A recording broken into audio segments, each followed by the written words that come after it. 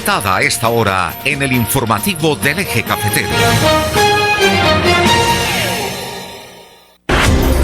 Ya son las 7 de la mañana, 58 minutos, como dice Álvaro López. ¿Cómo avanza el tiempo, Dios mío? Y aquí está con nosotros Liliana Reales Miranda. Ella es psicóloga, egresada de la Universidad de Manizales y magíster en educación de la Universidad Tecnológica de Pereira. Cuenta con más de 20 años de experiencia acompañando procesos terapéuticos con familias, parejas, niños, niñas y adolescentes. Durante este recorrido ha sido testigo del poder transformador del acompañamiento emocional, espiritual y mental, lo que la ha llevado a desarrollar el método Enfoque Equilibrio, un modelo de intervención clínica basada en una tríada de impacto, formación, entrenamiento y psicoterapia. Como parte de esa visión integral, fundó la Escuela de Formación del Ser, Kitwana, una promesa de vida, un espacio dedicado al crecimiento interior y la sanación profunda. En Kitwana se promueve procesos de enseñanza y de aprendizaje. Es mujer, hija, hermana, madre, esposa y misionera en la vida de muchas personas. Mi fe, dice, es el fundamento de todo lo que soy y hago. Como psicóloga cristiana, reconozco a Dios como el centro de todo tratamiento, guiando cada proceso con amor, propósito y esperanza, doctor Germán. Sí, le doy muy buenos días, Liliana, qué bueno tenerla nuevamente con nosotros. Cuéntenos cómo le fue en esa última actividad que estuvimos acá anunciando de la afrocreatividad. Buenos días, muchísimas gracias una vez más por permitirme estar acá con ustedes. En Afrocreativa, que es un proceso que llevo a cabo en la institución educativa donde también soy maestra, nos fue súper bien, muy contentos, tuvimos una oportunidad de poder contarle a toda la comunidad sobre nuestras raíces afrocolombianas, y lo más lindo de todo fue que quedó como una experiencia significativa. Se realizó en el Colegio Cristo Rey. Se realizó en el Colegio Cristo Rey y fue elegida como experiencia significativa de este 2025 por el Colegio Cristo Rey, y vamos a estar pues como con una experiencia significativa de impacto que fue Afrocreativa 2025 para poder competir con otros colegios del municipio de Dos Quebradas. Bueno, ¿qué actividades hay programadas que apunten a continuar dándole, digamos, esa participación para que la comunidad afro pueda realmente disfrutar de todas esas cosas que ustedes realizan, de todos sus eventos? Bueno, durante este año lectivo ya lo que sigue es el Día de la Raza y empezar a seguir promoviendo esos otros espacios en la institución educativa, y continuar cada año fortaleciendo en los estudiantes como todo el tema de la afrocolombianidad, ¿sí? Bueno, hablemos también, Liliana, de la salud mental, un tema en el cual usted como profesional se ha venido, digamos, lo ha venido focalizando, lo ha venido promoviendo. ¿Ahí qué tips podemos entregar el día de hoy? Bueno, muy buenos días otra vez, y es muy importante para mí hablar de salud mental. Como decía Carlos ahorita, íbamos a hablar de Kitwana. Kitwana significa una promesa de vida. De hecho, es un nombre también afrodescendiente, y lo escogí así porque me encanta ir a la raíz de las cosas. Ustedes saben que hoy por hoy la salud mental está muy aporreada, como por decirlo así, ¿cierto? De pronto siempre ha habido situaciones relacionadas a la salud mental que era necesario prestar atención, pero hoy en día y después de la pandemia creo que se incrementaron los casos de situaciones de trastornos a nivel mental y de situaciones que la gente ya le dio importancia y que considera que deben ser trabajados. En Kitwana, como les decía ahorita Carlos, yo creo un método que se llama Enfoque Equilibrio, en donde se busca a partir de la formación, el entrenamiento y la psicoterapia ayudar a las personas a que sanen, se restauren y todo. ¿Cómo debe haber un verdadero proceso de restauración? Un verdadero proceso de restauración se hace si hay educación, si la gente es consciente de cómo funciona su biología mental y cómo funciona el cerebro, va a poder entrenarse cada día para estar mejor. Tips importantes en la vida, hacer cosas que nos gusten, que nos apasionen. Porque cuando uno se enamora de las cosas, uno se motiva, se siente valiente, ¿cierto? Cuando la gente está enamorada, ¿cómo se siente? Con valentía, con entusiasmo a hacer las cosas. Entonces, considero que poder hacer esto y ayudar a la gente en la parte de la salud mental ayuda mucho a que las personas entiendan que tienen una oportunidad de transformación. Esta semana Liliana estuvo aquí en nuestro espacio, Claudia Aristizábal, de la Escuela del Amor, y nos decía que el miedo pues es una situación que influye negativamente en las personas y que genera de por sí pues situaciones también de salud. ¿Qué decir desde su perspectiva sobre el miedo? Bueno, yo siento que el miedo también llega como un mecanismo favorable para uno en algunos momentos, porque si usted no tiene miedo, pues va a hacer muchas cosas con las que se puede hacer daño. Sin embargo, cuando el miedo se convierte en algo ya demasiado fuerte, pues te va a paralizar. Te va a paralizar y no te va a permitir avanzar. Entonces, algo que me caracteriza como persona es que en la vida pienso que uno tiene que darse la oportunidad de arriesgarse, ¿cierto? De arriesgarse y poder enfrentar muchas situaciones para poder avanzar. Y para no quedarse paralizado en un mismo lugar. Entonces, una de las cosas que hace que las personas tengan la poca oportunidad de salir adelante es porque se llenan de temor, se llenan de miedo. Entonces el miedo sí, debemos de tener miedo porque es una oportunidad de luchar o huir ante el peligro. Pero hay que saber manejarlo. Pero hay que saber manejarlo, ¿cierto? De hecho, siempre he pensado que no hay emociones buenas ni malas, son emociones y llegan con un propósito, cada una tiene un propósito. De hecho, la tristeza llega a validar que he perdido algo. El miedo, que pues algo, me tengo que cuidar de algo. Como ¿cierto? una alerta. Como una alerta, pero es saber tramitar y gestionar cada una de esas emociones para poder avanzar en la vida. Lo que le estoy entendiendo es que hay emociones positivas y emociones negativas.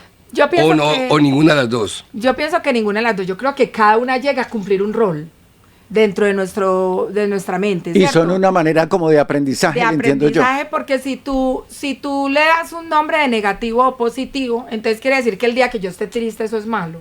La estás yo rotulando. también tengo que aprender a abrazar mi tristeza, porque estoy a través de ella validando que algo no me está gustando, que perdí algo, ¿cierto? Y cuando yo tengo rabia, ¿qué estoy validando? Cuando el enojo aparece, ¿qué está validando? Que algo te incomodó. Sí. Entonces tengo que manifestarlo de alguna forma. En ese sentido, yo pienso que no hay emociones buenas ni malas, sino que simplemente llegan para ejercer un rol dentro de nuestro ser, y ese rol nos permite aprender a gestionarlo, tramitarlo y poder evolucionar a partir de ahí. Mire, aquí estoy leyendo las emociones positivas y negativas, o sea que sí existen. Las emociones son experiencias subjetivas que pueden ser clasificadas en dos categorías principales, positivas y negativas. Emociones positivas es la alegría, sentir felicidad y satisfacción por algo que ha sucedido o que se espera que suceda. Amor, sentir afecto y cariño hacia alguien o algo. Gratitud, sentir aprecio y reconocimiento por algo que se ha recibido o experimentado. Orgullo, sentir satisfacción y admiración por algo que se ha logrado o que se es. Entusiasmo, sentir emoción y motivación por algo que se está haciendo o que se va a hacer. Ahora hablemos de las emociones negativas. Tristeza, sentir dolor y desánimo por algo que ha sucedido o que se ha perdido. Miedo, sentir ansiedad y temor por algo que se percibe como una amenaza. La ira, sentir enfadado y resentimiento hacia alguien o algo. La culpa, sentir remordimiento y responsabilidad por algo que se ha hecho o que no se ha hecho. Ansiedad, sentir inquietud y preocupación por algo que se espera que suceda o que no se sabe qué sucederá. Importancia de las emociones. Influencia en la toma de decisiones. Las emociones pueden influir en la toma de decisiones y en la forma que se interactúa con los demás. Eso es fundamental, ¿no? Uh-huh. Ese tema de la influencia que genera la toma de decisiones, ya sea para bien o para mal. ¿Qué comentar ahí, Liliana? Pues bueno, volvemos a lo mismo, es la concepción que yo tengo. Yo siento que un error que ha surgido y que lo he visto en psicoterapia cuando llega una persona, es que la persona bloquea la emoción de la tristeza, por ejemplo, ante una situación porque me enseñaron que era mala. Y no, yo tengo derecho a sentirme triste. Yo tengo derecho a expresar esa tristeza. Lo importante es saber tramitarla. ¿Cuándo se vuelve mala? Cuando yo no la puedo tramitar. Cuando yo paso periodos más largos de tiempo en esa emoción. O cuando se sume en forma total en esa tristeza. Exactamente. O cuando yo tengo enojo, yo tengo derecho a enojarme. Claro que tengo derecho a enojarme. Claro que tengo derecho a manifestar que algo me incomodó. Porque eso de alguna manera me equilibra también, ¿cierto? El tema es cuando esa irritabilidad es permanente y yo estoy afectando todo mi entorno a partir de esa emoción. Liliana, de ahí, por ejemplo, el tema del manejo del duelo, cuando a usted se le muere un ser querido, los psicólogos dicen que hay que hacer el duelo y que hay que pasar por esa etapa. Lo importante, y según le entiendo yo a usted, es no quedarse ahí y avanzar. Exactamente, y abrazar esa emoción que en ese momento aparece como un mecanismo de defensa también para mí, porque es la oportunidad con la que en donde yo digo, bueno, estoy pasando esta situación y la voy a tramitar de esta manera. ¿Para qué vamos a terapia? Pues vamos a terapia para que el profesional o el especialista nos ayude a tramitar esa situación que me está generando un dolor muy intenso que puede estar afectando otras áreas importantes de mi vida o de la rueda de la vida, ¿cierto?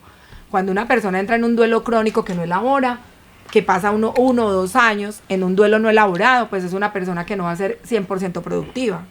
No va a ser una persona que va a estar bien con los demás, ¿cierto? Sino que al contrario, esta situación se va a volver tan crónica y se va a volver hasta patológica. Hablemos también de lo que es Liliana, la inteligencia emocional. Es una herramienta fundamental para el éxito.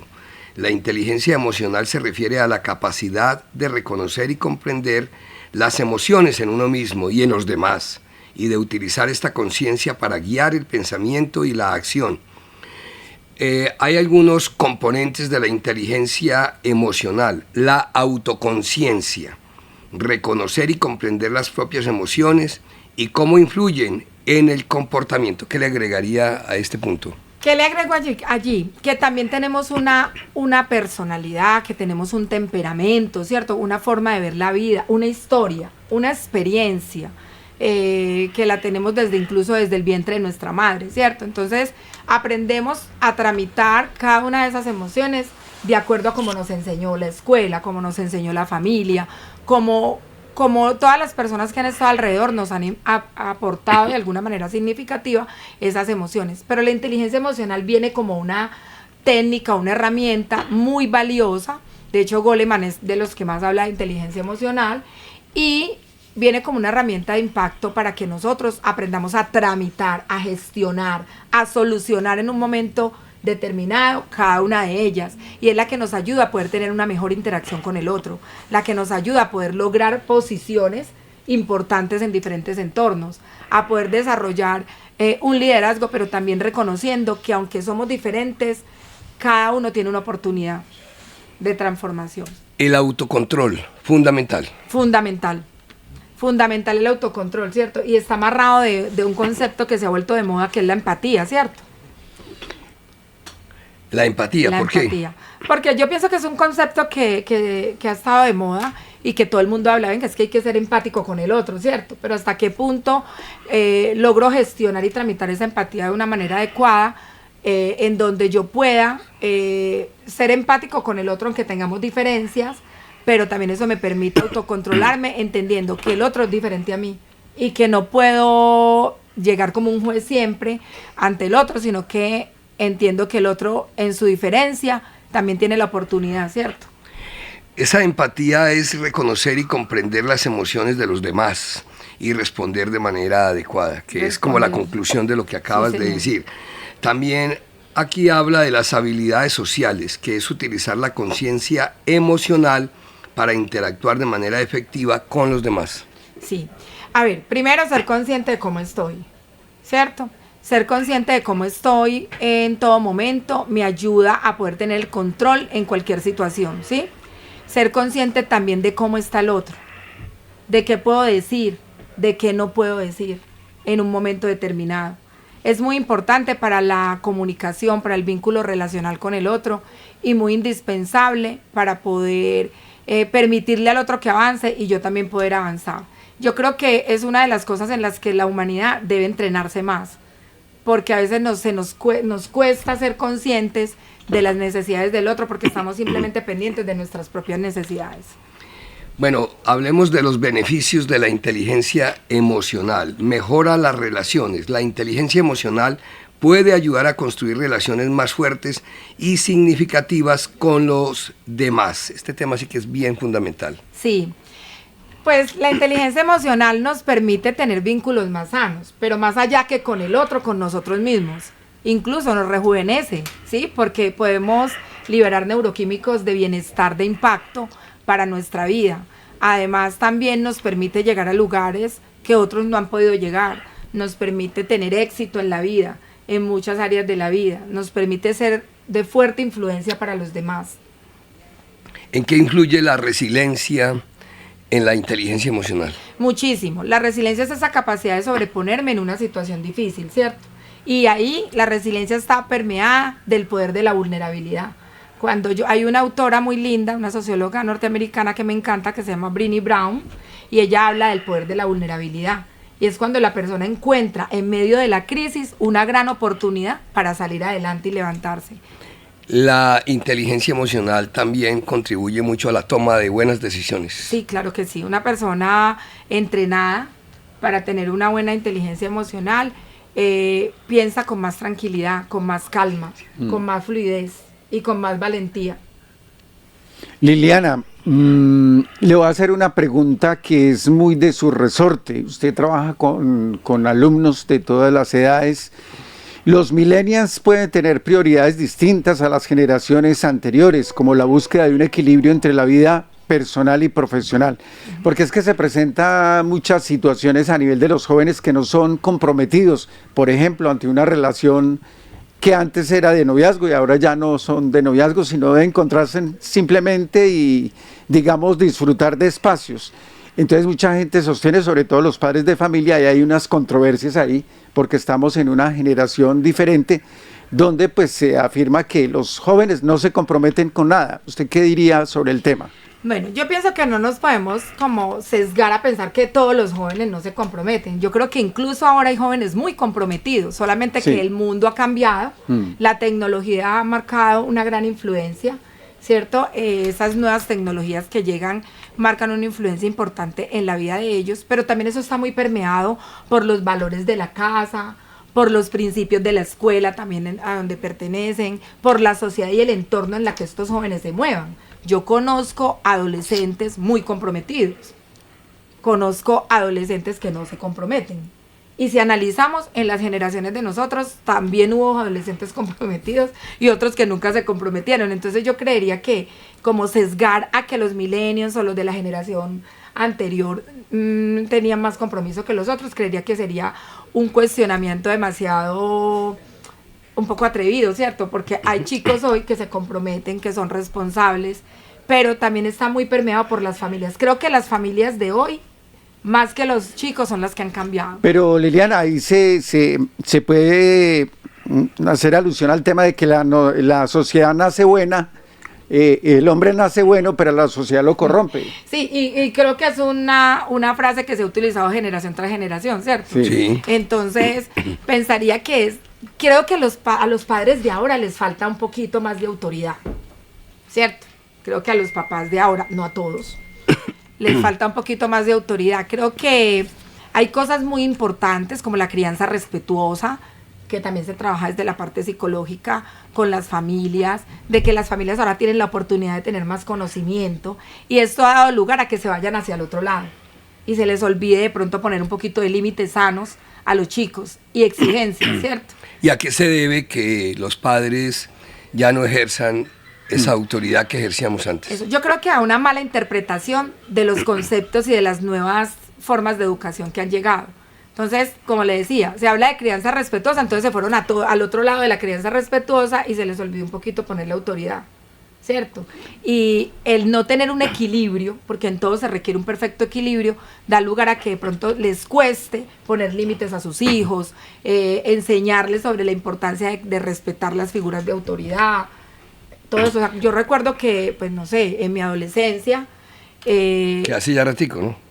que hace ya ratito, en mi adolescencia, pues el profesor era una cosa, mejor dicho, no, sí, claro. sagrada, y usted llegaba a la casa y le decía al papá algo del profesor y el papá se ponía bravo, era con uno.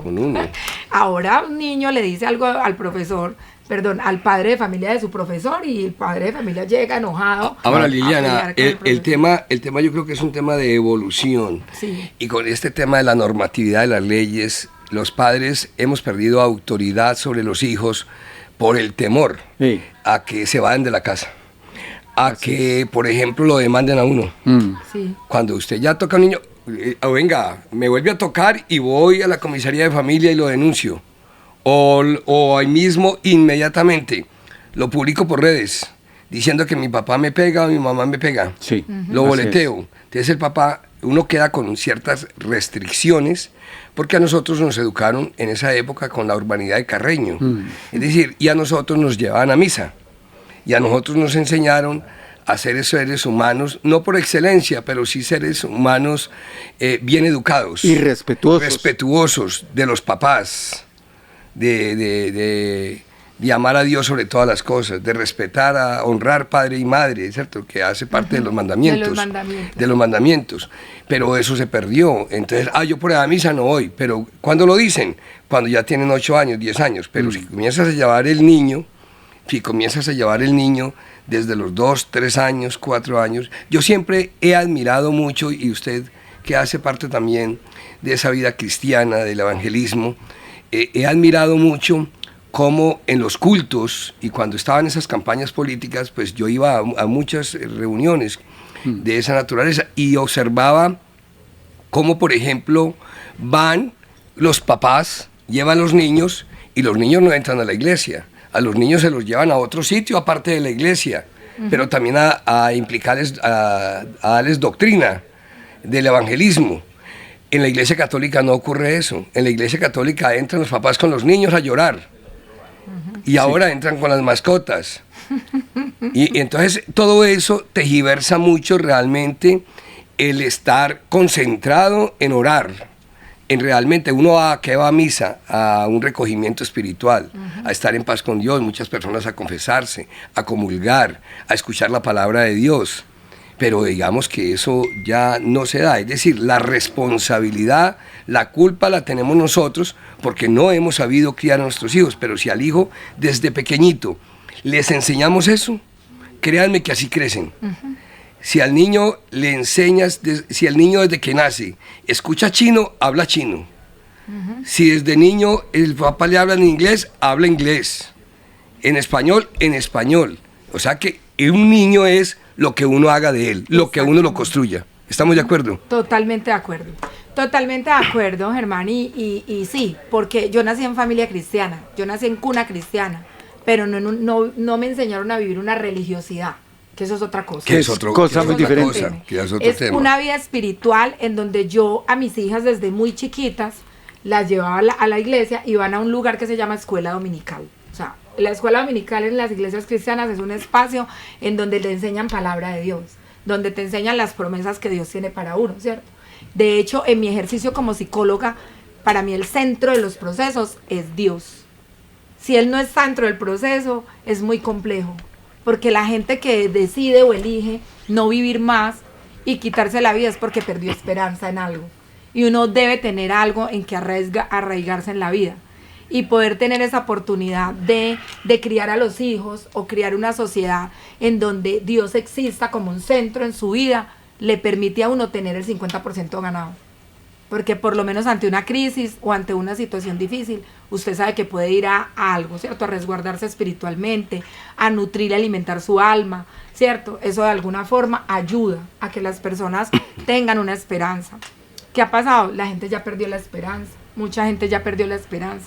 Y perder la esperanza es perder el 50% de tu vida, porque no tienes a qué aferrarte, a qué arraigarte. Y creo que las familias están lejos de Dios. Hay muchas familias, no todas, pero muchas están lejos de Dios. Y tener lejos de Dios hace que la gente pues haga libremente muchas cosas que no están bien, ¿sí? Y vemos niños que utilizan vocabulario que uno dice, uy, yo a esa edad no hablaba así. O sea, no era permitido, incluso uno ni le pegaba, pues. a mí me miraban y ya, eso era suficiente. Ahí es donde voy yo, doctora Liliana. Yo conozco hogares donde los hijos han criado con las más estrictas normas, donde han sido educados en colegios de monjas, etcétera. Pero lo que le señalé ahora, la sociedad de pronto desvió un poquito esa situación. ¿Qué pasa ahí entonces?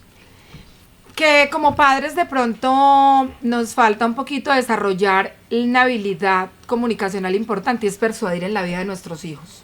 Y cuando yo como padre me entreno en cómo persuadir en la vida de mis hijos, voy a poder ayudarlos a que no se desvíen del camino. Yo tengo 48 años Sí. y mi mamá todavía tiene la capacidad de persuadir en mi vida. Todavía hay cosas que yo no las hago antes, primero le consulto a mi mamá. Y no es porque todavía esté bajo las enaguas de mi mamá, pero hay cosas que uno dice, venga, yo eso no lo voy a hacer, pero yo primero le voy a preguntar a mi mamá. La sabiduría de los años. La sabiduría de los años, de los viejos, ¿cierto? Que mucha gente, de pronto ahora, muchos chicos no lo tienen en cuenta. ¿Pero es por qué? Porque esas familias no desarrollaron esa capacidad de persuadir en la vida de sus hijos. Y yo pienso que ahí hay un trabajo muy importante también para los maestros en nuestro país, y es que podamos persuadir en la vida de un estudiante desde el amor, desde una comunicación asertiva, desde esa empatía, ¿cierto? Que podamos ser de influencia, que podamos ser modelos de identificación, que ellos nos vean como líderes, como personas que podemos ayudarlos en un momento determinado también. O sea, no desde la imposición, sino desde la perspectiva de la persuasión. Sí, esa capacidad de influir en las personas, yo creo que es muy importante. De hecho, es lo que uno como terapeuta, o yo como terapeuta hago con mis consultantes, poder influir en su vida de manera importante, de manera significativa, que ellos sientan el acompañamiento. Yo siempre, cuando tengo la oportunidad de que llegue alguien, yo le digo, bueno, ya vas a tener una psicóloga de cabecera. Yo no sé si usted recuerda antes que había los médicos de cabecera. Claro que sí. Entonces, como una psicóloga de cabecera es una psicóloga que no está solo en el consultorio cuando usted paga la sesión, sino que está ahí siempre. En el momento preciso. En el momento preciso, que le escriban a uno y que uno en algún momento pueda responderle ante una situación, ¿cierto? Y que te vuelvas como esa persona de impacto para la vida del otro que está buscando su ayuda, y que haya una verdadera transformación. De hecho, como te decía, el proceso es de formación. Yo les enseño, porque también soy maestra. Entonces eso me permitió crear un currículo desde la terapia, desde el día cero que empiezan la consulta, poderle decirle a la persona, vamos a aprender esto, vamos a aprender cómo funciona su cerebro, y usted va a aprenderlo entrenándose todos los días, practicando todos los días en su casa, con cómo resignificar pensamiento, cómo crear creencias de valor y de impacto para su vida, cómo poder lograr el éxito a partir de eso que usted construya como nuevos hábitos, ¿cierto? Entonces ese entrenamiento permite que salgan a la luz heridas que las personas tienen que no les permiten avanzar. Una de las heridas que yo más veo en consulta es la herida de abandono, de rechazo, de injusticia, de humillación. Heridas que aparecen en las personas y de esa manera se relacionan. Cuando hacemos un proceso de sanación de esas heridas, las personas pueden avanzar de manera importante en la vida y pueden ir dejando huella, ¿cierto? En su propia vida y en el corazón de los demás.